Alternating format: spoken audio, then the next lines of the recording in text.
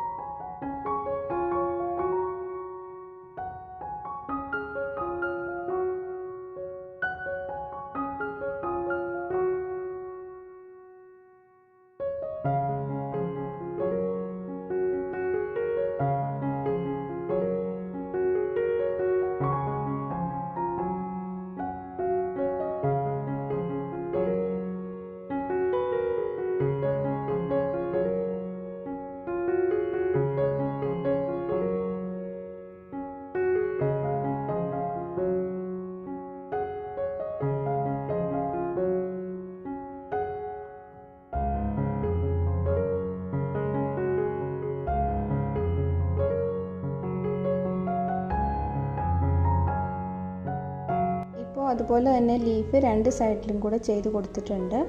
ഈ ഒരു രീതിയിൽ നെക്ക് ലൈനിൽ മുഴുവനായിട്ട് 1.5 ഇഞ്ച് ഗ്യാപ്പിൽ ഫ്ലവേഴ്സ് സ്റ്റിച്ച് ചെയ്ത് കൊടുക്കണം.